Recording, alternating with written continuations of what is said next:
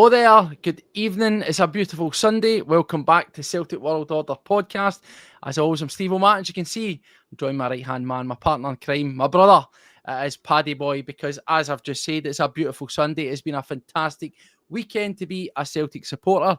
And Paddy, it's just quite funny how things turn around. Yesterday we see Hearts table-topping, Hearts dropping points, fluffing their lines. We've got a job to do. We get through it. We look like we're cruising. Of course, we'll talk about it. There's a questionable penalty that's given out and then another one that is denied. But we get over the line.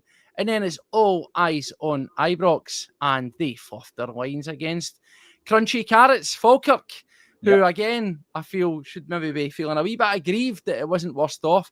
And now we find ourselves, Paddy, as it says there, here, Celtic come. It's a perfect weekend, and it puts us in full control. Win our games in hand, win against Dundee, beat Hearts at the weekend, we're 1 point ahead. Win that game in hand, 4 points ahead, and the rest could be history, as they say for there. How are you feeling, mate, after that one? It's fucking easy, innit? Easy, this stuff, mate. Absolutely. Listen, like you said, beautiful Sunday. I'm dancing to that wee tune in my head. I mean, I'm all over it. Like you say, Steve, we spoke about the game coming up. We spoke about what team we would possibly see and things like that, which I suppose we will get into. But I was quite happy with how things panned out yesterday and obviously today as well. So, listen, like you said, Steve, we'll win our game in hand. We're top. Yep. Win the other Absolutely. one, we're 4 points ahead. So, I mean, beat them, and it's a proverbial 6-pointer against Hearts, isn't it? It's one of the games where you go into it, I know only put us 4 points ahead, but it's another kick in the balls for them. So, it could put us 4 points ahead. Let's not write off Dundee. We've struggled against them previously. And again, should we shout out to Dundee whilst we're talking Scottish football? They had a fantastic result against St Mirren, a team that we, in our last game, did struggle against. So there's nothing to be taken for granted. But yes, at home, it looks as if, and I will use this as a jump off point, Paddy, because it looks as if we thought today was going to be the final hurrah, the last one, the one more time for Martin O'Neill, but a bombshell an hour before, and he says, well, do you know what? Things aren't quite working out, and it turns out it's going to be Wednesday, it's going to be my last game. A bit of curveball, mate, and I don't know what you think about it. Obviously, I think that wee sort of nostalgia trip and bleary-eyedness, a lot of people would like a wee bit long out of Martin O'Neill, get to a cup final and all that kind of stuff. But as we said the other night, as much as we like it, as much as we're enjoying the ride, we can't let nostalgia get in the way of moving forward and progress and a permanent change. But is it another board dithering situation, or can we put it down to the old work permit situation? Well, if you watch Martin O'Neill's interview, Martin said he's planked his work permit, didn't he? Martin says he was hiding it so that they couldn't get a hold of it, which I thought was quite funny. He's still got the wit. So for me, mate, I think, listen, you couldn't have anything better at the helm at the minute. Martin's doing an incredible job, and I think he deserves a wee bit of a homecoming at Celtic Park. I think he deserves a better send-off than what it would have been today. There's no point just giving him a send-off with a 2-1 win away to Hibs. Yeah, I want it to be at Parkhead. I want it to be do you know what I mean? I want it to be a proper send-off for him, and I think he deserves that. I think he deserves a good, a proper goodbye, because he's come in. He's took the reins of the team when we were up shit creek. Basically, let's be honest, we were struggling. Brendan left, and obviously they've came in, took over, and 5 wins out of 6 games, mate. The only loss being to Midtjylland. It's incredible when you think about it, the turnaround, and what he says as well. It's not down to overcoaching. It's not down to anything else. It's installing a bit of confidence into these players. Now, if you're Wilfred Nancy, you're looking at that and you're going, right, fair enough. Like, do what you've got to do just now. Just keep the pressure off of him. He comes in, he's got to keep that up. He's got to keep these results coming, because, like we've said before, you come to a team like Celtic or Rangers, you're expected to win every single week, and it doesn't matter who you're playing. Of course. No, well, keep it there. We're going to get another evening with Martin O'Neill, as you say. Hopefully it pans out the way we want it to do, and rightfully so. Some people are saying it is quite ridiculous how long it's been going down there, and as some people are also saying, football's life is mentioning. I feel that it's maybe doing a wee bit of a disservice to Martin O'Neill as well. You know, he's there, he's doing a job, he's came in, he's filling a void, but he probably had his heart set that was going to be it, and now he's got to go one more time. And you know what? He will do it, but it doesn't look good, does it? It's kind of messing people around a wee bit. It's moving some fans around a wee bit, and it's messing around the manager a wee bit. But we'll get into all that chat. We'll get into some other stuff. And of course, we're going to get into the game. But before we do that, just welcome back to everybody on the channel. We have broke through the 3,000. Where we setting our goal as Paddy for the end, for the turn of the new year? I'm going to say, let's try for 3,250, right? So there we go. Let's try and say 4,000. Oh, you're mental. Nobody's doing that in a month. You're off your head. There you go. I love the optimism. No. Share it to your pals. Stick it in your Celtic fan groups. Get it everywhere. Get us to 4,000. Right? Come on. Let's see if we can hit the 32. The 3250 by the new year. I'll take that. But if you want to do that, hit the subscribe. Listen, it costs you nothing. We keep on banging that drum, but it costs you absolutely nothing. If you're watching, and we know there's about 45% or so of you that watch this that don't hit subscribe, and there's no reason not to. Cost you nothing. Do it, help out the channel. All the links are below if you want to get us elsewhere. And of course, if you want to help out, you can. Member section, we donation, pays for the overheads. We get about £1 off your donation once YouTube take away theirs. That's it. So anyway, Paddy, let's get down to business, mate. Let's do it as we always start off after a match. Let's jump off with the lineup. And it was pretty much exactly what you got from the game against Feyenoord, with a very pleasant addition in there, which was, of course, Saracchi coming back in for Kieran Tierney. And I've got to say, Paddy, just straight off, what an addition it was. I love the energy that guy brings. I love the power, the getting forward, the drive. He's pretty good at defending, I know, by the way, but he just, as much as we love Kieran Tierney, he offers so much more from him. There's so much more versatility, and you saw it in spades, mate. Yeah, he plays with a smile on his face as well, and he's not scared to come forward. He's not scared to get back. He's not scared to dig in, mate. The guy, for me, he's the left back that we've been looking for. He's like a hybrid between Kieran Tierney, Greg Taylor, and Bernabei. So, I mean, when you think about it, he's got a mix of, he's got the best bits of every one of them. He's got the right mix. That's fair. That's what I'm trying to get to. He's not afraid to cut inside like Greg Taylor used to. He can bomb up the byline like Kieran Tierney used to. And he's got a decent enough delivery like Bernabei used to have. He just couldn't get into the positions to get the ball across.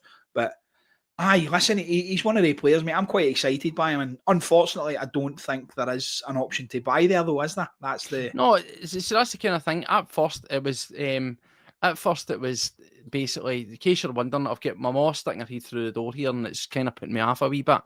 So that's that. Hi, Maggie. Hey. Right, bye. See you later. We love you. Making dreams happen, innit? There you go. That's Meg for the chat, but he's sitting there. I'm like, it's incredible how somebody just standing there can throw you off your stride. But no, as we says, there was supposed to be. Remember, it was such a low fee. The chat was meant to be about 150 grand, and there was this option to buy, and then it just turned out to be a straight up loan. But I tell you what, if Celtic aren't going to be looking come January at exploring that and making that permanent, then they are worse than we thought. Because also, when you look at what that guy offers and the style of play, if it's going to be, when it's Wilfred Nancy coming in, we know that that's very much what he likes. He likes your sort of pushing forward, attacking, wing backs. He likes that you get out of Saracchi. He likes what you get out of Alistair Johnson, that all action style, and that'll fit perfectly. Of course, we know he also likes to dabble with a wee sort of three at the back, and that could be a versatile position for Kieran Tierney. I think he's definitely a guy that we need to be keeping. And I know that sometimes if you get a guy in, you don't put a clause in, and they perform well, the price can go up. But if they were wanting to give him for a loan for 100,000 grand, 100,000, sorry, then they're not really going to want that much money a year if you want to buy him. Listen, mate, see if you look at him, right, and you go to them and you stick in an offer of, I don't know, 3.5 mil. So you stick in something like that. I think you could get him for about 1.5. I'll be honest with you. I think you get him for 1.5. If you go for 3.5 mil or whatever, you can go in with Celtic will lowball, let's be honest. Celtic will win me like 45p and a couple of ginger bottles or something. Do you know what I mean? That's what Celtic will do. You know what they're like. But if you can get him anything less than 3.5 million, anything less than 5, I think it's a bargain for a player like him. Because do you know what, Paddy? Sorry to jump in. I get what you're saying. He's shown it, but at the same time, I'm bringing it back down to a bit of sensibility. Celtic shouldn't be paying that for him. Now, if you had got him and you says that's what it's going to cost you £3.5 million, I'd be like, right, cool, I'm all right with 4 million, right, okay, cool, I like it. But the reality is as we know as well, for these South American clubs, they don't deal with a lot of big, large amounts of cash. So there's bargains there to be had. They were going to geese him for $100,000, mate, right? So I know you can play well. You could get him easily. 1.5 million, 2 million max, I think. But it's one that we need to be exploring, because today I thought it was a fantastic performance from him. And I was actually surprised when he came off for Kieran Tierney. Maybe as just edging him back into the game, because I thought the right-hand side, which we'll go on to, I thought Donovan and Ralston were absolutely tragic, and I would rather try to shift him over there and bring Tierney on rather than taking him off entirely. So do you think that was just a bit of game management, maybe? Yeah, possibly. Again, giving Kieran some time on the park. We know he's not up to his fitness. We know he's been struggling a wee bit with that now and again. Plays the occasional 90 minutes, but you know you're going to get a good 45 minutes out of Kieran anyway, let's be honest. So I think it was just a wee bit of game management. Get Saracchi off, give him a wee rest, make sure he doesn't get any cards. I mean, make sure he's no anything like that. I think there was a lot of that in there. And I like what you're saying about when Wilfred Nancy comes in, Steve-O, because you look at his formations and it is a lot of 3-5-2, like you said. He's very, very much this attacking wing-back kind of thing.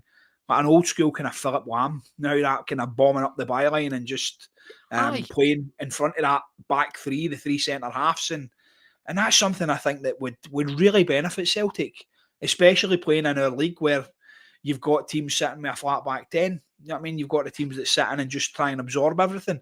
If you've only got three guys at the back and the rest of the team are pushing and pressing, it's going to cause absolute chaos, mate. And I think it's a great shout, bringing guys like this in and give them an opportunity. So I totally agree with what the guys say in the chat there. Like, he is a must-buy for us. He's one of the guys that must be first name on that transfer list. I mean, absolutely. So, Paddy, look, let's just jump in. Obviously, as we said, we were looking at the game against Feyenoord and thinking, right, I asked you the question, do you think we'll get the same lineup? And you said, no, you didn't see it. We obviously got it. It's rewards. Well, I like one person, away you go, right? But I'm taking it as a win. I'll take anyone. I'll get that. But looking at it, do you think, just before we dive into the sort of key moments of the game, do you think that those who were, the faith was kept in them and they were put back in, do you think that they all justified it? Because I don't think they all did. I'll be honest with you. Did, mate. I think I'm talking about its performance today. Do you think they followed it up? Is what I'm saying. Most of them. I'd probably say 9 out of the 11. No, I could possibly highlight who you're going to pick on here. So we're going to start off then. We're talking about Donovan and McCown here. Right, let's go. Let's dive into them. Go for it. Right, let's not start. We're not trying to be negative, but I think looking at the game, we'll break it down. Right, we'll mention the guys. But starting off, I thought it was a decent start for Celtic, mate. Yeah. I thought we looked fairly up for it, up for the fight. Good bit of control. We always knew what we were going to get from it there. And then, of course, we think we've hit the net nice and early with Maeda, and it's an offside situation where Yang just goes far too early. But, you know, it is what it is. But starting off, I thought we looked not too bad. Obviously, we get to the point where we get ourselves like a good foothold in the game. But then, and this is where I'll segue into the guys we're talking about, I thought, despite the early good signs, Donovan looked shaky. I thought he was great against Feyenoord. I thought he had a really good performance and he earned the right to play. But no, he just didn't follow up. Maybe I'll be honest with you. I think the booking that he takes, I think it's about, 17, 18 minutes or something like that. I think I say lucky. He doesn't make contact. But see if he has any level of contact with that boy's leg, it's a red card. Yeah. It's one of the ones, mate. He goes in, he's about fucking 2 days late, and he just... We know he's a developing player. We know he's quite young. We know he's still got a bit about him, a bit to learn and things like that. But that, for me, that's stuff that should be taught for an early age. It's stuff that you know for an early age. You don't dive in like that, especially against somebody with that pace. And he's got caught short. And like you said, Steve, he makes any type of contact. The studs were up. If that goes to VAR, they're going to reassess it. Do you know what I mean? But because he booked him, I think they can't really deem it as dangerous play because he hasn't made contact. So that's why he's lucky enough to stay on the park. But if he red cards him straight away, they're not going to overturn it. Do you know what I mean? It go to VAR and they won't overturn it because basically they look at it and go, right, the refs deemed that as dangerous play, so we'll leave it as. And that's unfortunately the way the rules are at the minute. But he was lucky to be on the park after that, I thought, mate. Yeah. I think he was. I mean, this comes back to, and again, Yang's another guy who I thought early on in the game, I thought he was a bit ropey, looked, he flattered to deceive. He grew into the game and he improved as the game went on. But I thought that him, Donovan, and McCowan were the three sort of weaker of the three guys in the team.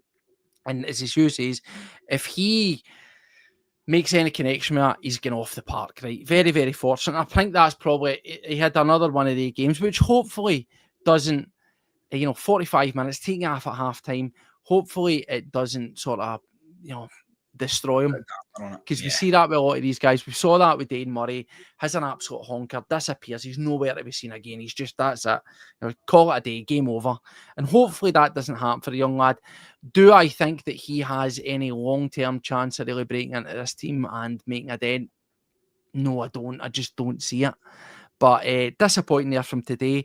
But no, as I say, that sort of whole first half wasn't too bad. And then, of course, we get the goal via Maeda. And it's, it's what we need, mate. At that point, it settles the nerves. And you think you're going to kick on and just cruise. Aye. It's very, very similar to the third goal against Feyenoord as well, isn't it, with the high press. Getting in there, Rio Hatate breaking up the play. Absolutely brilliant. Again, playing in that higher role that he doesn't normally get to play. He didn't get to play that role under Brendan Rodgers, and it's so refreshing to see somebody enjoying playing football again. Somebody that, listen, I again called him every single week, was like, oh, he's brilliant, he's this, he's that. And then when he was absolute crap, had to sit there and basically egg in my face, like, aye, fair enough, lads, he's all spot on. But listen, the last couple of weeks, he's been a different animal. And again, that high press, winning the ball and putting it on a plate for Dyson. It's really, it's a great eye. It's great. It's really, the anticipation is fantastic. I think, at times when Hibs will look at that, and of course, it comes back to this whole playing out for the back thing, doesn't it? Yes. We've had our problems with it as well, but it's an absolute stinker for the goalkeeper. But do you know what? We'll take it. And she says the anticipation for Rio Hatate. Again, did I think that him, Engels and McGregor were as sparkling as they were during the week? No, I don't. But again, there was a really stark stat that came up during the game, remember? And it told you how bad our games against Hibs were off the back of a European game. And it was stinking. It was absolutely horrendous. Yeah, it was went way back to the early 2000s. It was that bad. It was always draws and things like that. But to get that and pick ourselves up, it was fantastic. I thought Hatate wasn't as good as he was against Feyenoord, but again, yes, he put himself about. And also as well, talking about the other two, McGregor and Engels, again, nowhere near it. But Engels, I think I counted he had one touch within the opening 23 minutes of the game. Yeah. But then he pops up with a goal, mate. A great goal, and he takes one right in the Koopman. I want to say straight off, is it a red card? What's a red card anymore, Paddy? Because I just don't know. Mate, for me, that is as blatant a red card as I've ever seen. Honestly, he's going in for a head. It's dangerous play. Your fucking striker's going in to head the ball. He's in a perfectly good position to be doing so. And the defenders, in my opinion, it's dangerous. Do you know what I mean? He's went in and just basically boot it on the face. The way it looks, I don't know whether it's went to VAR, whether they've checked it much, but I don't know what they were looking at, mate, because every angle I expect in the, case of sporting integrity, I expect Rangers to write a statement to the SFA on our behalf as to why it wasn't a red card for a kick in the head. Now, obviously, I'm joking and talking about the Butland thing, but, come on. Remember as well, we had the Yang Hai boot, and that was a red card. And it was, again, looking at the ball, and the ball's in front of him, and he extends his foot. The boot for McGrath comes in from behind and slightly at an angle. It's not a typical clearance. I know you can have your back to the ball and clear it, an overhead kick it and all that. I do get that. but he's not sighted on him. And it is reckless, it is endangering an opponent. The guy's come into it and he decides to throw a boot at it. And he comes off and thankfully he manages to see the game through there. But it could have been a broken nose, it could have been a sore face, it could have been a fractured eye socket, anything like that, because he takes it proper well. But again, we're talking about Engels, we're talking about these guys stepping up. That's what I liked about Engels today. And I've liked the past couple of games. There's a level of bravery there now, Paddy. He's putting himself about. There's fire, there's fight, he's getting into tackles, he's not scared to get hurt. Whereas previously, he was just sort of skirting around and don't want to touch anybody. Whatever's happened to him is exactly the version of him that we need, mate. Yeah, mate, listen, 1,000,000% spot on. I called it on here so many times. I was like, the guy's a shite bag. He will not go into tackles. He backs out of everything. Do you know what I mean? Like 50-50 tackles, you're going, it's Engels, we've no got it. Simple as that. Now you're starting to see that wee bit more. He's got that bit of fight, that bit between the teeth, and he's pushing on, mate, and he's getting himself into positions that he wouldn't normally have been in. When was the last time you seen him run in and actually dive for a header? Do you know what I mean? When was the last time you seen him put himself in that position? He didn't. And it's as simple as that, mate. We're starting to see a different side to him. We're seeing different sides to quite a lot of the players. And like Martin O'Neill says, it's about installing that confidence into these players. Arnie Engels has been playing out of position. He's been overcoached. He's been told to do something that he wasn't really comfortable doing. Now Martin O'Neill's in there with Sean Maloney. They're doing the coaching properly and they're taking the leash off of the players. They're just saying, right, go play your game. And mate, it's a breath of fresh air seeing these guys go out there and actually fucking do their job. What? And I'm sure everybody as well as myself will enjoy it. It's good to hear you being so positive about Arnie Engels.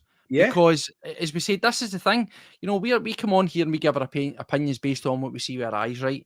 And we're happy. We've said that a million times, Paddy, and clearly you are as well. We're happy to be proven wrong. But this is the thing. We're now getting into a transitional phase. Martin O'Neill and the rest of the guys is going to expire at the end of Wednesday. Yeah. We need these guys to continue that on. There's no point in having this wee purple patch, this wee sort of 8-game, mini series where, we're all fire and brimstone, we're making it happen, we're in about it and we're showing something, and then you reset and you go again. Just continue doing what you're doing. I don't think personally that Wilfred Nancy coming in will change too much, too drastically. We know that it's a slightly different style. We get that, right? But Celtic are doing purposeful things. The keep ball thing is out the window. The passing percentage, I looked at it, is still quite high. We're still about 580 odd passes, right?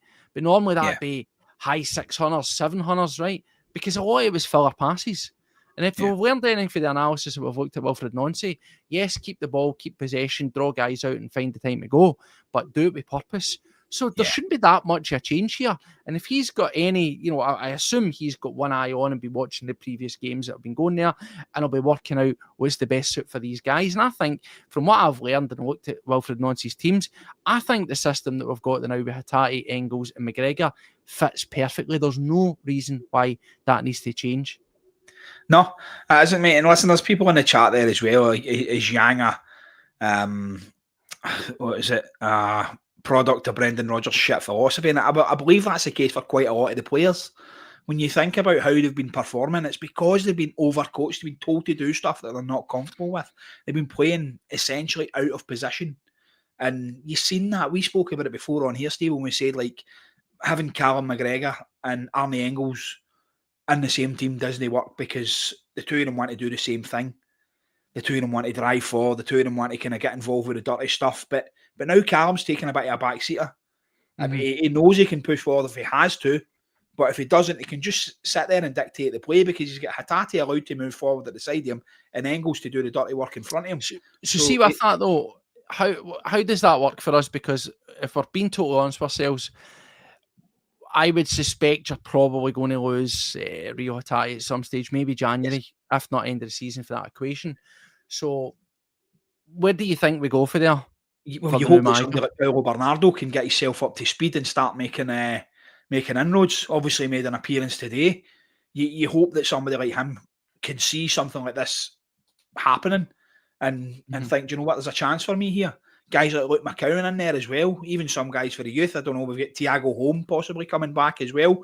He's been doing all right. listen, you laugh, mate, but you can see these guys coming in and possibly doing a job. I know, I shouldn't laugh. That's harsh. I know I shouldn't, but I'm like, listen, 6 months ago, Steve, you were on here saying Yang was shite. He was the worst player that's played for Celtic. He shouldn't be in the squad. Blah blah. Now I'll be honest with you, Paddy. Listen, nope. I'm not going to back down on that.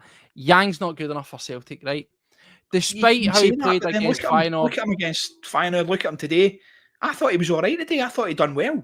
Well, he do you know what I would say? He put the ball in the box for one of the goals. He was decent. On that, Paddy, I think that and it says there's in the comments, guys like Yang are always going to be inconsistent, right? Now, people, and it's all the cliches of the day when it comes to wingers. Wingers are inherently inconsistent. That's what you get out of them, right? I've no doubt. I think that is there a place for Yang in the squad? Yes, there is. But do I think he should be starting for Celtic? No. Absolutely not. He's not a starter. He's not a starting call. And I throw that out there at Luke McCown today as well. We've kind of went down a sort of windy path here. But talking about the first half and the performances, of course, that's what it's all about. I think a lot of the things were very, very positive. I thought the midfield three were good. Engels grew into goal in the game. After his goal, he really kicked on. I thought he was anonymous up to that point. Hatate, quieter, but still doing the right things. And same with McGregor. But the two people that I really was quite disappointed in early on were Donovan. We've covered them, and he gets hooked rightfully. Disaster, right? Disaster. Luke McCown did well against Feyenoord, but he's no that right wing solution. No. You just realise how slow he is and how limited he is and how one-footed he is as well. That's not his fault. Again, like I've said with Yang, there's a place for a McCown. I like it, but not a starter for Celtic. But I'll throw that at you, Paddy, talking about both him and Yang. Well, what does it say about Tanecki and what does it say about Balikwisha? Because Balikwisha can get anywhere bloody near it today again. And Tanecki comes on. A lot of people love him. I've been positive about him, but I've said before, flatters to deceive. Loads of energy, loads of running, zero end product when you break it down. He's very similar to Palmer. I think started off really, really well, but get found out quite fast. This cutting inside, everybody knows that's what he wants to do. He wants to cut inside and have a shot. Do you know what I mean? And that's what it is. Balikwisha, mate. Bala who? What is a Balikwisha? What is a Balikwisha? And I feel like a balaclava, never mind a Balikwisha. Do you know what I mean? I've no qualms about holding my hands up. We done the profiles on these guys, and we were like, he looks like what we need. And we always say stats and things like that and videos can, deceive you. And clearly they can. But the optics of him looked like he was a good player. Mate, I don't know if we signed his twin brother. Is it like one of these situations? Remember whenever somebody claimed to be George Weah's cousin or something and he wasn't, he was just some pub player? Is that what we've got? Is this a Balikwisha's clone, his twin brother? Because, mate, I don't know. We chased this guy for 2 windows. And he turned up, and you're like, oh my God, he can't get near it. And what's funny is Martin Neal mentioned him the other week there and says he's not had much of a chance. And he named him your Balikwisha's. Maybe he can get into the side. It's a long way bloody back for him, isn't it? I mean, if we get Forrest back in the fold, let alone Jota, mate, we could be looking at trying to offload this clown. Exactly. And that's it, mate. We kind of joked about it previously as well when we were going down to meet his entourage, to meet up with his entourage and get him up to Celtic. And I thought, we're getting someone here. This is a player we're getting here. Comes in, obviously, first game against Rangers, and Tavernier made him look garbage because he wouldn't go near him, basically wouldn't take him on. He just kept cutting inside and whatever. And I thought, what is this? This isn't the guy that we've been promised here. We've been promised somebody that's going to come in and tear up the what was that? Was it? It was Souness that fell for the George Weah's cousin. Aye. And it was Martin, and it was Brendan Rodgers that fell for the Balikwisha's cousin. Aye, that's it. Or his twin brother. Basically, mate, we expected so much more for this guy, and he's come in and been absolutely brutal. I'd probably rather hear Lou Palmer or Mikey Johnson playing in front of him, but it's one of the ones, mate. You hope it comes good. I hope with us slating him that he sees it and goes, do you know what, boys, you're right enough. I'm going to go out there and perform better for you. So if you're watching Balikwisha, get that Paddy guy hates me. I'm going to prove him wrong. It worked for Arnie Engels, mate. Let's be honest.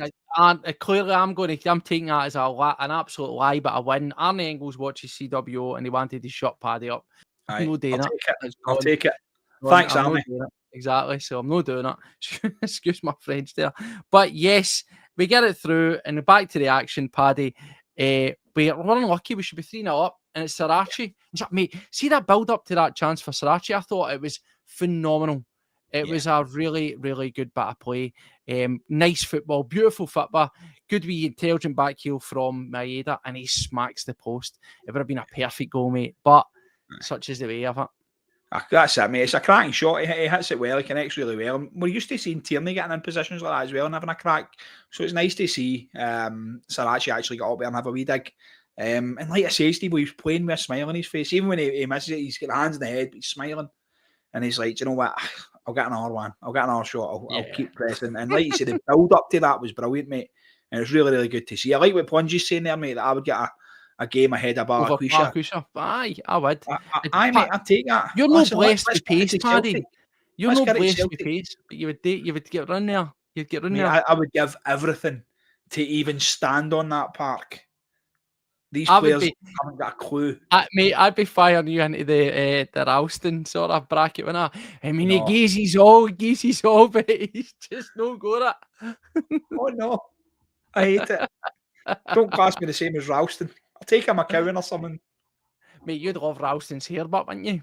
Oh, mate, I love Andy's hair. Andy's other than my own, you know what I mean? All right. Anyway, listen, we're talking garbage now, but let's get ourselves back to the main point, the biggest bone of contention in the second half. Again, what's a handball, Paddy? William Scales, right? I mean, for you, straight up, I know we're a Celtic podcast. Penalty, yes or no? No. No, I'm the exact same. And the thing is it comes back to, is his body slightly larger? Well, yes, it is a wee bit because both his arms are out. But again, my thinking on it is the ball's coming in, he's doing that kind of bracing where you're going to push your body and try and project and get a bit of energy. He doesn't get it and it hits him somewhere about here. Now, I've not seen it perfectly, but a lot of people are saying that it kind of brushes his hand. I've not seen personally any bit where it touches his hand, but it's very high. They all talk about the t-shirt line. It's pretty much his shoulder and his upper arm. For me, it's an absolute. It's a bit of a joke, to be honest with you. John saying he thinks it's a penalty. It was hand to ball, and I guess that's the motioning that he does there. He is 100% looking at the ball. I can't deny that. Maybe they're looking at it and saying, well, you're looking at the ball, it goes by you, so you bring your arm up. Potentially that's what they're doing. But either way, it's the last thing we needed. Because once that goes in from Boyle, I thought Hibs started to really climb back into the game, mate. And we looked shook. They've looked at Kasper Schmeichel and thought, was he a fucking hologram? What did he do? He just stood there and let the ball go into the back of the net. Throw yourself down, mate. I'll be honest, I'll give you that. I was saying, I think I texted the group chat and I says, what's the point? Exactly. Because what is the point in having there was not even a couple of good saves, but for that, mate, come on. A penalty, you've got to make yourself big. You've got to dive. You've got to show something, man. The guy showed absolutely nothing. He showed that he's not really got the desire for me to be in there. For me, like I said, Steve, I don't think it was a penalty because I've seen it for about 4 or 5 different angles, and it's as if it comes off him and then on his hand. Mm-hmm. And by the rule book, it states that if it comes off a part of your body and then onto your hand, it should not be a penalty. So if that's going to VAR and they're checking that and that's a rule book, why don't they overturn it? Why don't they? Do you know what I mean? Why are they telling him to go to the screen? You look at the game against Livy, the Rangers game against Livy, when it clearly hits the boy's arm. I don't know who it was, but comes off his hand and his hand's there. Again, no penalty. Like, come on, man. It shows a bit of consistency. The refereeing in this country is getting worse, man. This is the thing that we're really, really getting up my arms about. Pun intended there. Look at what happened with Rangers the other week. Mm-hmm. And it's the most blatant thing in the world. It's terrible, right? And then that today, now I get it, whatever. And again, Celtic podcast, of course, you're going to say that. I just felt that it was incredibly weak. It was poor. And as I said, if he motioned his arm and his hand things toward it. I could get on board with it. He's putting his hands out, and as I said, I think it's just because he's naturally he's crouching down. He's so low down that doesn't seem unnatural to do that. But as for it is, Boyle puts it away. I want to bring up this absolute brilliant bit of patter. Boyle has hair like Blackadder. He's got terrible hair, hasn't he? It's like plasticine that's been just laid on his head. Paddy, maybe we need to get you one of those toupees that whatever it is that Martin Boyle's got. It's an absolute shocker. And that is petty, but if we can't laugh, then it's a bad day. But yes, he scores a goal, puts it in there, and as I said, I thought we looked a wee bit rattled, Paddy. Yeah. And I thought as well that there was one or two, talking about looking rattled, we mentioned guys like Donovan not stepping up today and looking shocked and shell-shocked and things like that. I thought that even though I think he had a very good game today, Big Trusty gets shook quite easy. And see, after that goal, when they get into the game, there was various points where if it wasn't for his recovery pace, we would have been in trouble. And that's the one thing I'd say, that mentally, for such a big guy, and also at times physically, there's once or twice you get a wee bit sort of ragdolled. Big Trusty needs to get it in here, mentally strong, because he wobbled a wee bit today. And as I say, he got away with it. He had a good performance, but lesser players in terms of physicality and pace to get back, they could have been in a couple of times and they could have ended up pegging it back, mate. Aye, the potential for Trusty's there, but I think he's always got that in him. He's always got the wee bomb scare, hasn't he? He's always got that wee mistake there. And there's been a few big defenders that we've had back in the day that always had that wee scare in them. I'll not mention any of them, but there's been a few over the years, and I think Trusty's one of the guys. And like you say, Steve, he's got the recovery pace. He's decent enough. He's strong. He's physical, and that's what I like about him. He wins pretty much everything in the air. He's solid enough in the air, and we really need that in there.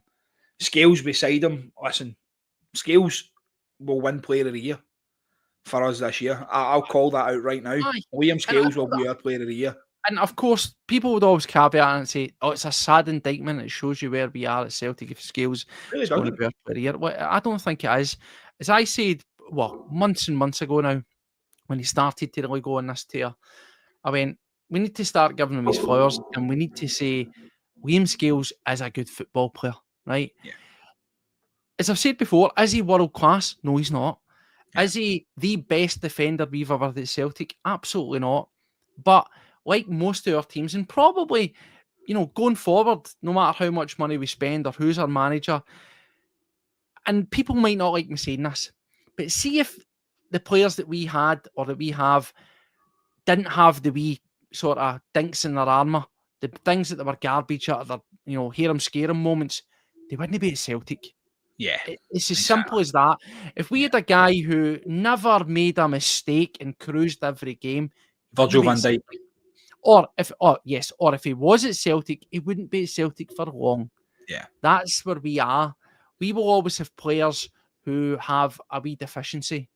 And it's the sum total of the team to support each other and work together to negate that and make it work. So, Scales is a good player.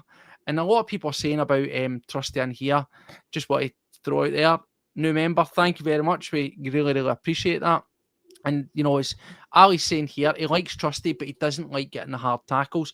I agree with that. He likes when he's got the ball in front of him and he's making the tackle, but he doesn't like the shoulder-to-shoulder or the guy backing in, the roughing up stuff. He's no into that. And we saw that once or twice. But as I said, we get away with it.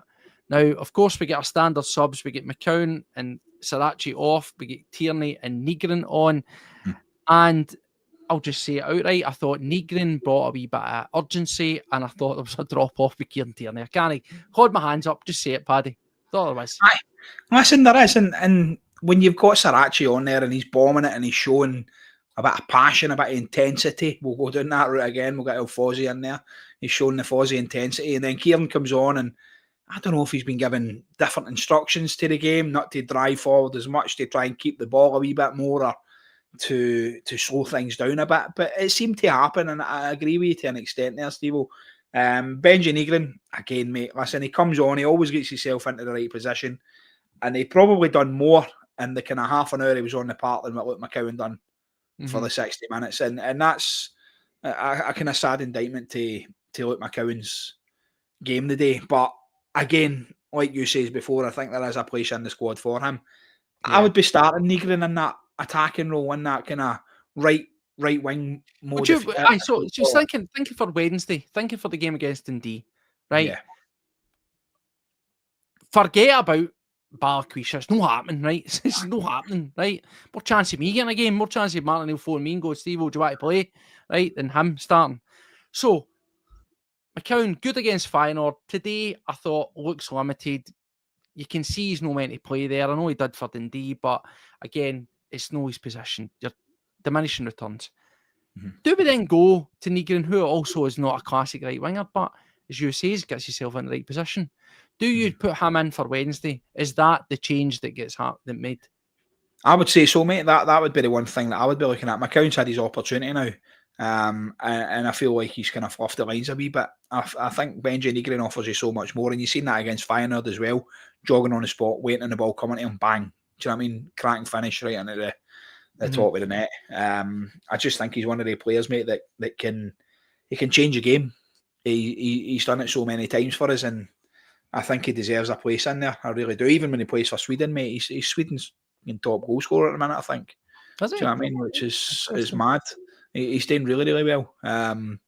So for me, mate, I would be starting Benji Nygren all the time. I really would. I think he deserves a place in there. It comes on. Doesn't happen for him today, but I felt that, again, bar one or two scares, for the rest of the game, the biggest next contentious situation was the situation with Yang. Penalty, Paddy? Yeah. Again, like, what's he got to do? Do you know what I mean? He's basically been headed. It just looked totally strange. And what about, is that for you? Should the punishment for I think it's Bashiri, isn't it? Rocky Bashiri, aye. What's your take on what should happen to him there? Red card, mate. It's, whether he likes it or not, whether there's much intent in it or not, he's connected with him inside the box. It's a penalty and a red card. Very quick review on that one, Paddy. Very. Of course it was. Why was that? Is it because it was us? I don't know. You decide. Do you know what I mean? Well, and this is the thing. This is where we've spoke about inconsistencies. Rangers have spoke about inconsistencies. Their fans, by God, they dined out for 3 weeks on that Austin Trusty situation. But we're seeing this game to game to game. Is it? It can't be biased. Is it just sheer and utter incompetence, mate? Or is it a bit of everything? Don't want to get in that conspiracy tinfoil hat patter, right? Because that's not what we do here. But, I mean, come on, seriously. Like, there's a couple of decisions here.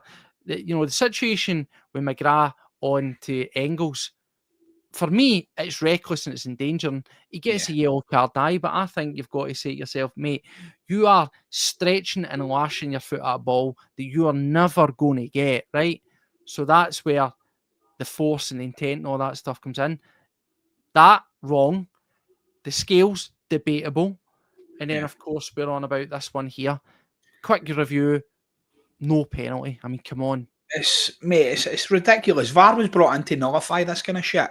It was brought in to get rid of this, to get rid of these calls that you might not class as being bang on. Do you know what I mean? Not the clear and obvious. Not bang on. That is the biggest. Exactly. It was brought in to kind of nullify these. It was brought in to get rid of that. If someone's not clear and obvious, it'll go to VAR, have a look at it and go, right, wait a minute, yes, there you go. You go back and look at the Tony Ralston penalty against the Baddies, mate. Where is he meant to put his hands? That's never a penalty. Do you know what I mean? You can look at decisions all the way through, even offside goals. How many offside goals have been chopped off and then they've drew another line and went, oh, actually, for that angle, he's no offside. Like, come on, get a grip of your life. Yes, the cameras might be shit. The shaky, draggy line pen. Do you know what I mean? It's fucking ridiculous, mate. This was brought in to help the referees. Yes. If it's just going to be more of a hindrance, then get it to fucking just let us play the game. It's as simple as that, mate. I don't know what we need to do with this. It's one of these things. It's getting on my tits. Can you tell? Am I getting that across? It's one of these things. It's not like you. You're normally so calm. It's normally a massive. To be fair, we don't. I would say we don't rant too much, right? But we have our wee moments. But lately, it's been me that's had my wee moments. So I'm embracing it, mate. Turn it, let the wee dark side out. Let it happen, mate. Because it's embarrassing. And I tell you what, social media has been awfully quiet today. Awfully quiet with these things, hasn't it? That's funny. And nobody will mention that in sporting integrity and fairness. Not at all. Exactly, mate. What we'll do, send out a statement.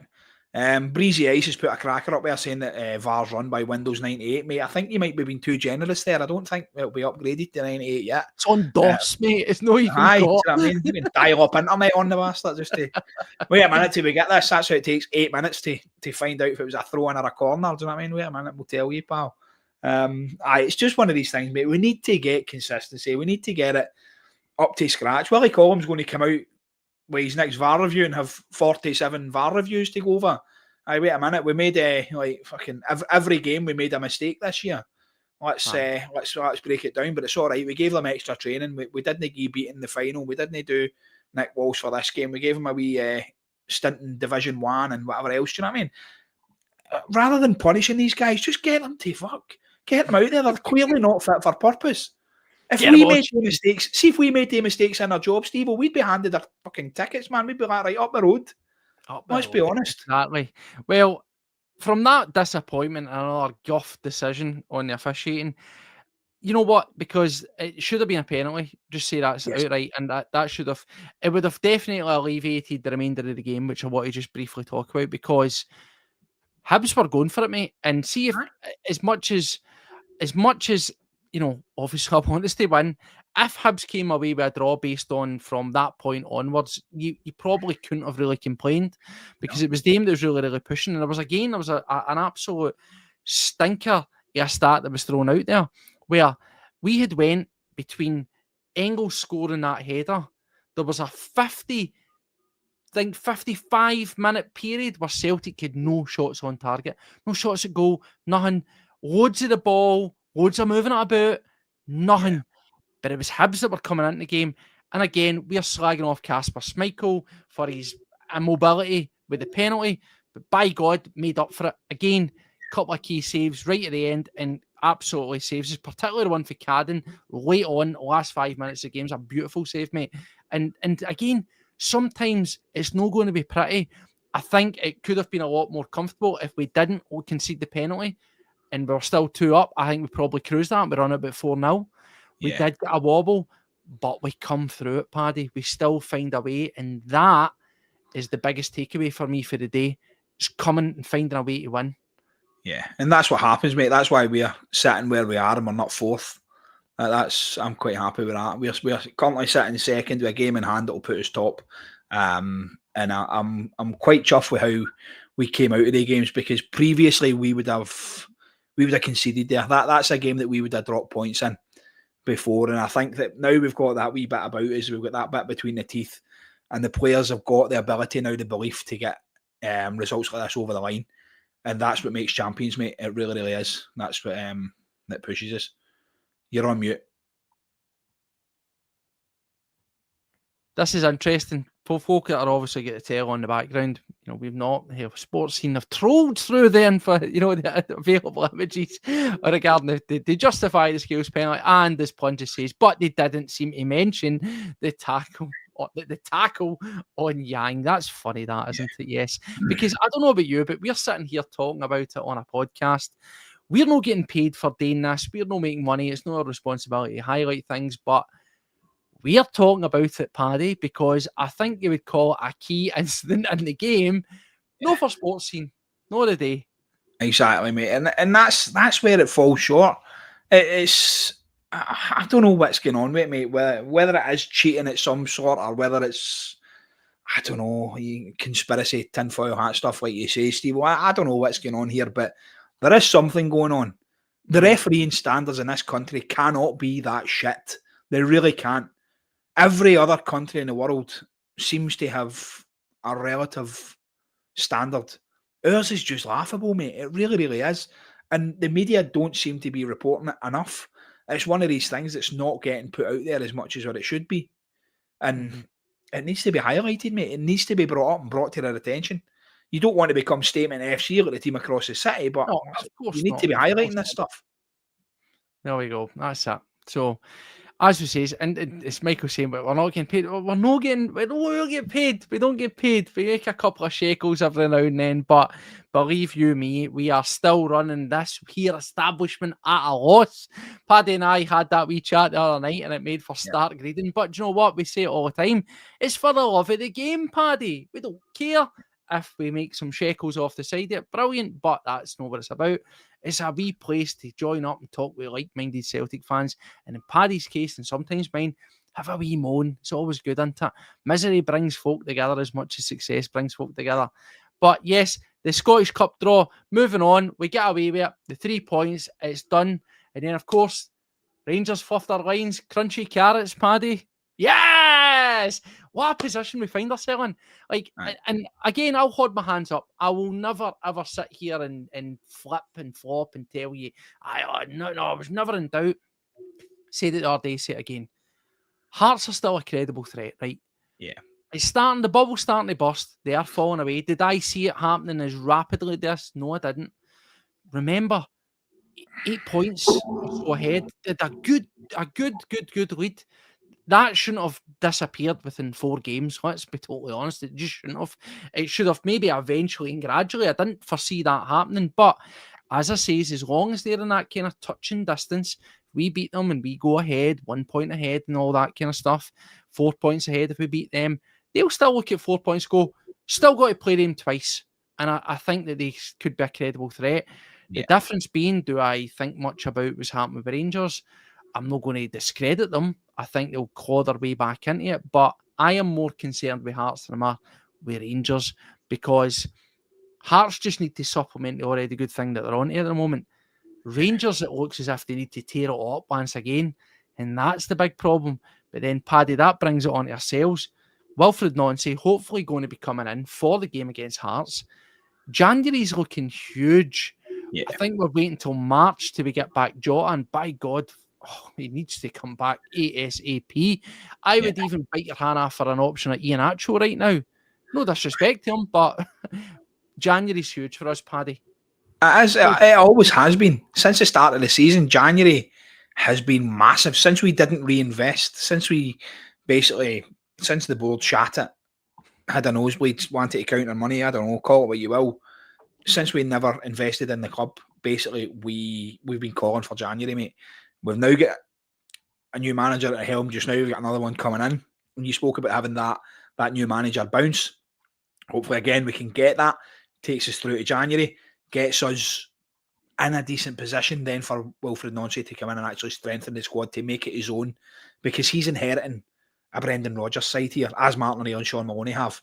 Basically, Nancy's coming in and inheriting that side. So he'll want to make changes. He'll want to make additions to that squad. And hopefully he's got them already lined up. Because Paddy, I'll ask you this question now. Some people have mixed views on what Nancy likes to do. Some says, he likes the possession, hold on to it. Does it sound familiar? Yes, it does a wee bit. But what I would say is there's something, a hybrid there between what we got for Rodgers and what we got for Ange Postecoglou. Yes. Where he prefers the Ange Postecoglou thing, but he also knows that at times you just have to hold on to the ball, right? So, but not to the detriment of wanting to attack.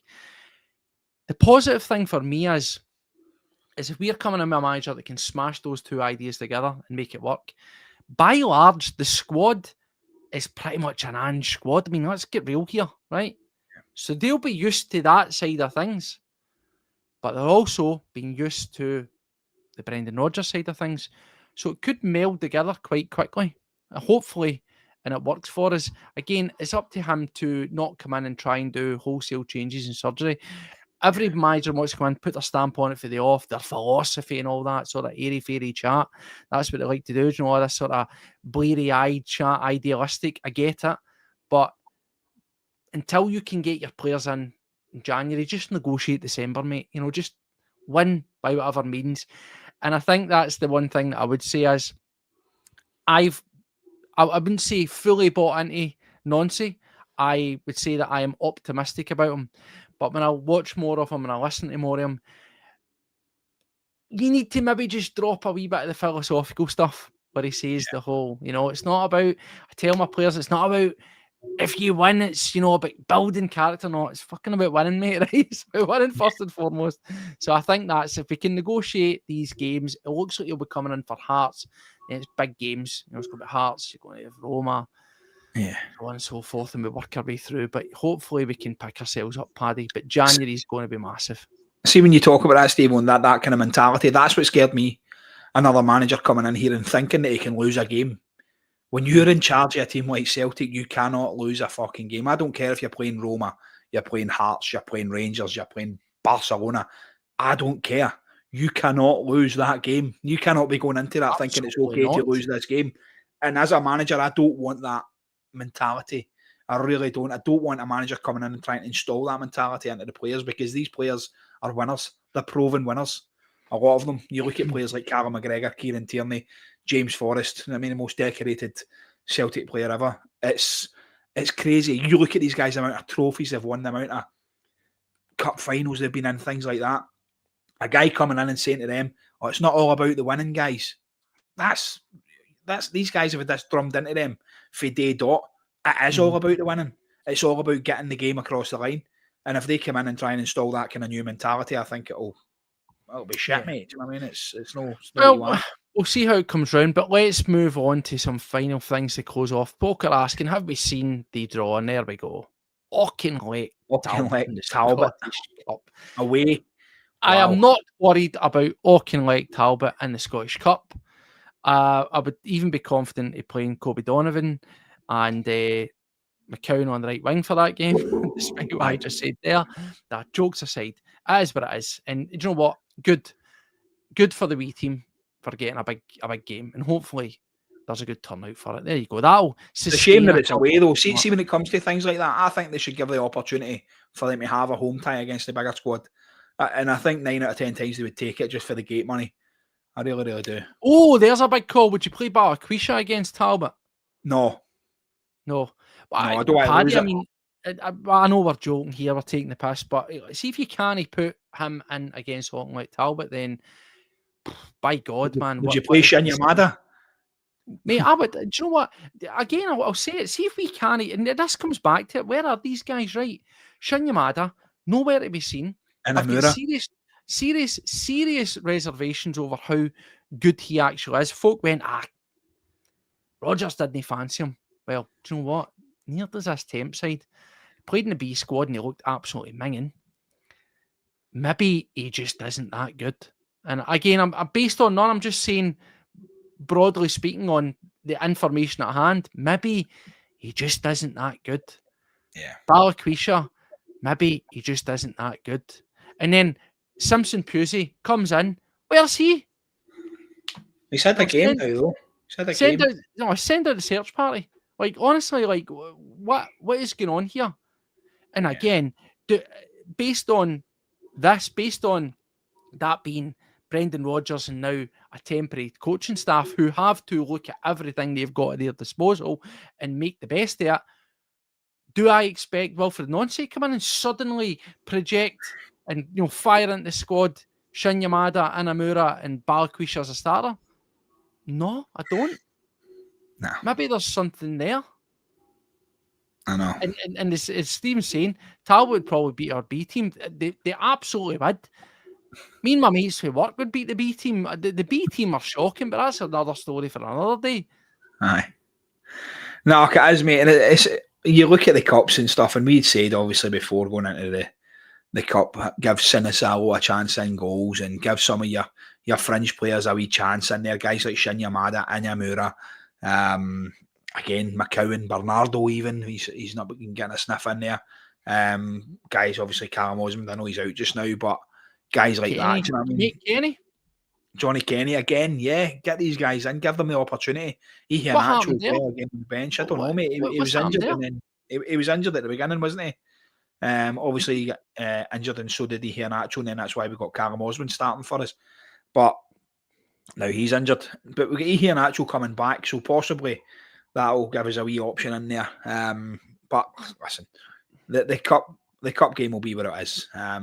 And I still stand by what I said. I think when it comes to wee games like that, I think that these teams should be given the opportunity to play at Celtic Park. I think they'd bite your hand off for it. I remember going to see Albion Rovers playing against Rangers, and the money generated for that helped him run for 5 years, and they still managed to donate £10,000 to Cash for Kids, which I thought was absolutely outstanding. Love it. Well, let's bring it all home with some of the other side points that are here. Obviously, we'll just have a wee quick look. There is the stats from it. For take it as you find it. Doesn't matter when you win 2-1, you put yourself in a good position. But again, a fairly steady performance. And again, it's another tough away game that we've managed to negotiate, dig ourselves back into this and turn our fortunes around as it's looking. Obviously, as you'll be aware, we also had this at the start, which was the, albeit I must say, again, you've been a big sort of moaner, if you want to say this, Paddy. Sorry if you think I'm using the wrong word there, about the away allocation. Yes. Again, Hibs, one other stand, completely empty, desolate. And they put a small amount in there.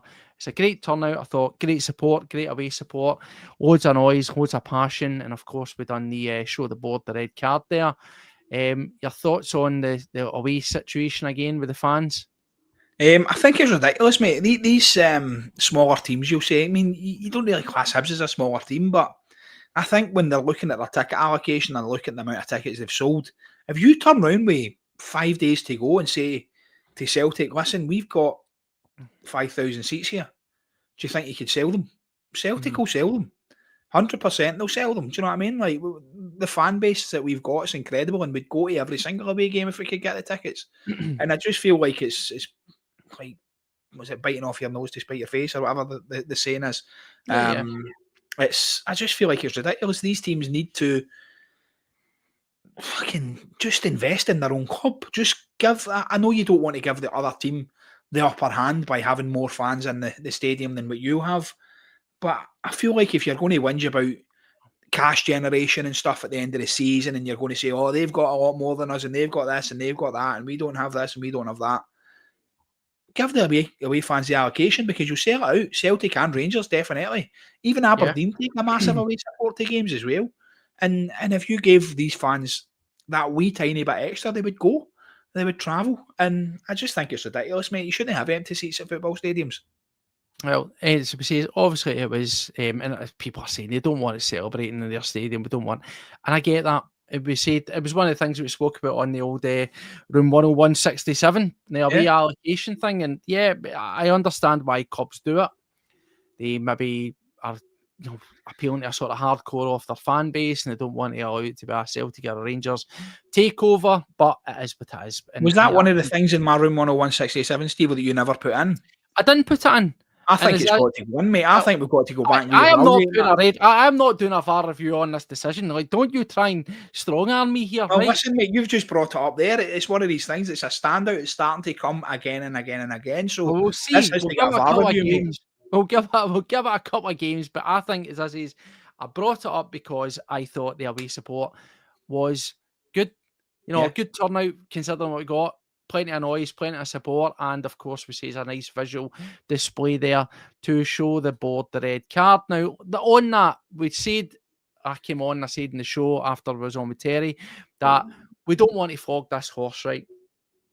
We want to try and get back to enjoying the football. We'll never take our eyes off the end game, which is how badly the powers that be run Celtic, right? We're never, ever going to deviate for that path. We'll always stand here and we'll tell you the truth, and we'll give you our honest opinion. We'll call out what we think we're wrongdoing, right? But we don't want to be, every time we come on here, be consumed by statements and back and forwards between the club and fan base and so on and so forth. It drags you down, and it's been good to get that wee escape, to just enjoy the Feyenoord game, just enjoy the game today and the subsequent results around it, and come on. But we will mention a wee bit of passing things. And on that, fans there, obviously we know that the GB ban thing is still out, still ongoing.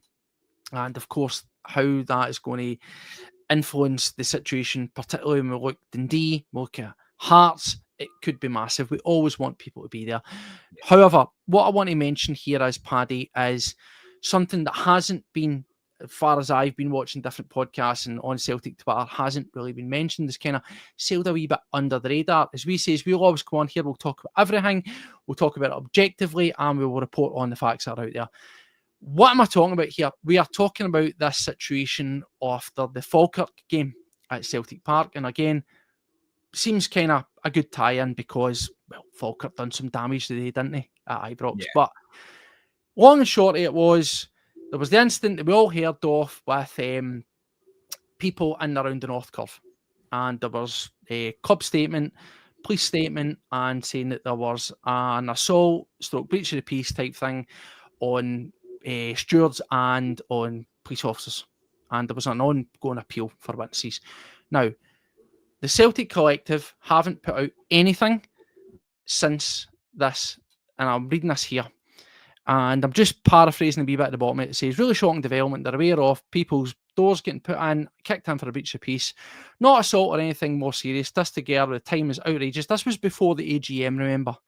It then says, the club undoubtedly aware that no trial will take place, otherwise it would have jeopardised a fair trial, and unequivocal public statements that there was an assault, in inverted commas, carried out by an identifiable group of persons. On this basis, we are absolutely certain that no charge against these young men they'll be dropped and they won't stand up in court. Blah, blah, blah. Right? This hasn't really been reported, and I think it's important, as I've always said, I think there's a responsibility on anybody, whether it's ourselves, other podcasts, Celtic Collective, to sit here and report the facts to you. Well, this is the facts. Since then, 4 people have been charged for, it says, an assault on a steward and a disturbance inside there. A staff member was attacked within the grounds, during which the game against Falkirk. A 31-year-old male was arrested and charged in connection with an assault, and there's also 3 other people, 29, 27 and 23. Now, the reason I'm bringing that up is, as I say, it hasn't actually been, to my eye, mentioned or reported. So all fell silent here. And again, for transparency and honesty and reporting all the facts, I just want to know what your thoughts on this, Paddy, because there's been nothing official from the club coming out. People were getting complaining, but they've not taken it as an opportunity to go, look, it's a win, we've done this. There's been nothing other than the STV and a few other folk have put it out. There's been nothing for the collective that I've seen. There's been nothing from the North Curve that I've seen. There's been nothing. It's been almost just totally forgot about. And the reason I'm bringing this up out is I've always said we will talk about things, Paddy, based on what we know rather than what we think. Yeah. And I think that statement from the collective there, where it dismissed it as not been happening, was maybe a wee bit short-sighted, Paddy. That's the only reason I'm bringing that up. Yeah, I think it was a bit premature sending out that statement. I really do, until you know all of the facts. Obviously, something's happened, and I feel like they're not going to get charged if they don't have proof of what's happened. There's going to be cameras about there. The police have got cameras on them. There's going to be something there. There's going to be video evidence of the alleged assault. We'll wait and see how it all pans out. But yeah, I feel like it was a wee bit premature. It was a bit like trying to get in there first, essentially trying to get a win over, be it the board who banned the Green Brigade for that kind of for the incident, which I think the board acted out of order as well. But then again, they've maybe known a little bit more than what we did at that point. So again, I feel like it's not transparent enough for either side to be making allegations to be thrown out there, and I think it's just been all. I think at the beginning it kind of get blown out of proportion a little bit, and I think that now we've started to see why it happened and why the bans and stuff have been put in place. And listen, if the poor steward who's only there doing his job has been attacked, then listen, deservedly so ban the people. As I say, listen, I don't want to labour this point. I just wanted to mention it because it is something that's out there, and it is a follow-up that people might not actually know about, because as I say, it's not actually been put out there that much. And as I say, such a big deal off it was made, via the club and of course the fan groups. And there was sort of contrasting, club saying one thing, authorities saying the other thing, and fans going, didn't happen. There was also the big thing about, well, they put in X amount of doors and one person was charged and it was a breach of peace. It tells you a lot of shite. Again, if we look at that logically, people might not have been in. Do you know what I mean? We've now learned that whatever, there's 4 people.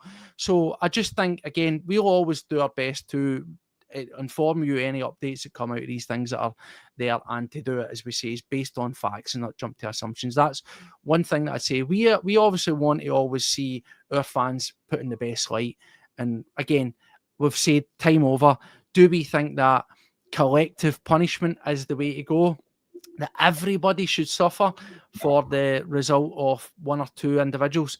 Absolutely not. We don't think that, fits. But at the same time, I think it's a wee bit ignorant to be dismissive and just, go 2 foot in on one side and not have the balance of probability and go, something's clearly happened, right? And again, I think that for me, I just want to say this is not as attacking the collective, by the way. Don't make any misconstrued here. We signed the open letter and we back the 7 questions asked in the open letter at the first point. We're still waiting on those answers. But I think that for us as Celtic fans, as podcasts, as platforms, as movements trying to influence change, we've said that a million times, Paddy, this is why we need to make sure that everything that we do is steeped in fact and level-headedness. Just blindly going on one version of events and just go, no, it couldn't possibly be anything wrong, it only erodes a wee bit of credibility. And I would hope that moving forward, that any fan groups, any podcasts, any blogs, don't go too soon and jump in. Now, these people might go to court and maybe nothing comes off it. Maybe it falls flat on its face. But if it did then get to a stage where people were getting convicted or whatever, then it's a wee bit of a bad look to just have blindly denied something and backed something. That's all I want to say on that, Paddy. Yeah, listen, spot on, mate. And again, with the collective punishment and stuff, I've spoke on here before about it. I feel like that's totally wrong. Get the people who were involved, ban them. Simple as that. I've got friends who sit in that section and who weren't even at the Falkirk game and who are now banned from upcoming games because somebody used a ticket. You were there, your ticket was used, but I gave that to one of my mates. Okay, whatever. Do you know what I mean? It's a sore one when you think about it that way. They were out of the country at the time, a couple of them on a stag doing stuff, and you kind of look at it, mate, and you're like, yeah, that doesn't seem fair. But again, fly with the crows, get shot with the crows, all of that. You can go down all of the routes, mate. There's loads of different things there, but I agree to an extent. But like you say, we'll report what we know as fact, and we won't deviate for that. So yeah. Well, we said anyway, that is what it is. It's all done. We says and maybe we'll hear from the fans, maybe we'll hear for the club. It's irrelevant. As we says, it's just unfortunate that whatever's happened has put us in a situation where we are going to have a reduced capacity support, particularly a passionate version of support that bring a lot to the party in terms of the noise, the atmosphere, and bring us through. And of course, as we say, particularly now when we find ourselves in this position where we can punch forward and get ahead and, really stamp out authority and take control, those extra men, I know it's cliche, they make all the difference. And hopefully this messy situation between the fans and the board can be resolved at some point. I won't hold my breath about it happening anytime soon, but it is what it is. But anyway, Paddy, let's get back to a bit of positivity. We finish up, mate. We're in a great position, breathing down the necks of Hearts. It looks as if it's starting to crumble there. We've got a game against Dundee at home. Yes, they took a good result against St Mirren, but you've got to be feeling very positive getting into there. And I'll just ask you, week ahead, Paddy, is it a win for Martin O'Neill, get out on a high, a new manager smashing Hearts and putting us top of the league? Yes. Love it.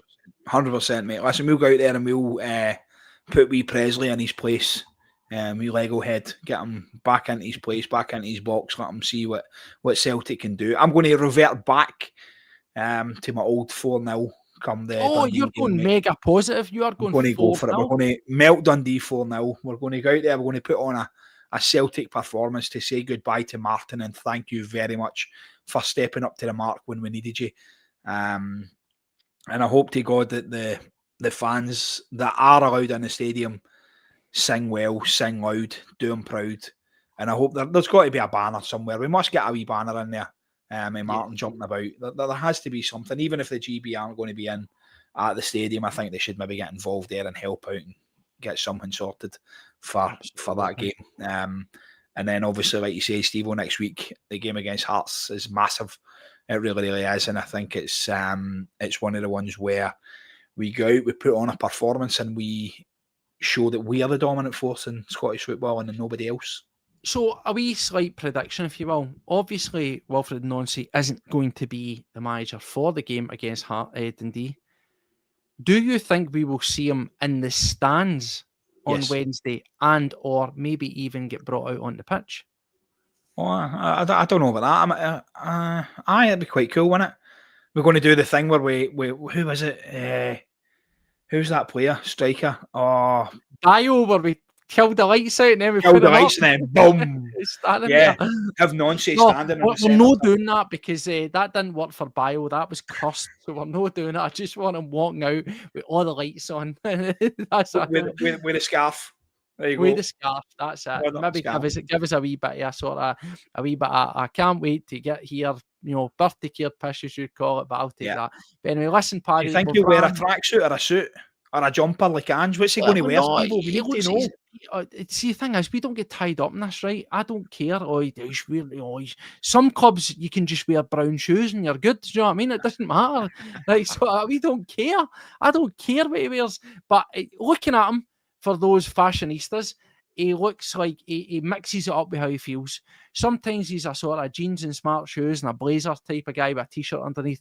Sometimes he's a tracky guy. Sometimes he's a hoodie guy. I know you're a hoodie guy, Paddy. So not another penny, but Paddy will be biting his fingers. You know what I mean? If he sees a good-looking Wilfred Nancy smashing teams in a Celtic hoodie, he might just have to buy one. I don't know. But I don't care, mate. As we say, we don't get tied up in this. He wears a suit, he brings back the standards crap. That's for Rangers to worry about, no us. But yeah. Anyway, Paddy, thank you very much. We've went an hour and 15. Thanks to everybody there. Over 100 of you watching live. If you're watching up and catch up, again, thank you very much. Hit the subscribe. Cost you absolutely nothing. Give it a thumbs up. Share it. You know it all by now. So thank you very much. We'll look forward to the game on Wednesday. You and I, Paddy, unfortunately, ain't going to be able to really talk about that one. We'll talk about it before, but we will be at an evening with Scott Brown, so we will not see the Celtic game. That is true. I was actually sitting there and I'm like, why can't I talk about it? What am I doing? The evening with Scott. Wow. We will not be able to talk about it, but we'll talk about it before it. And of course, once we've digested the highlights, we will sit there and we'll talk about it. Maybe the night with Scott Brown's going to have it in the background. I don't know. Maybe we will get to see it. But either way, we'll look forward to it. And we'll be back through the course of the week. So anyway, thanks to all you for joining us. Until the next time, as always, Paddy, tell these lovely people. Take care of yourselves and hail, hail.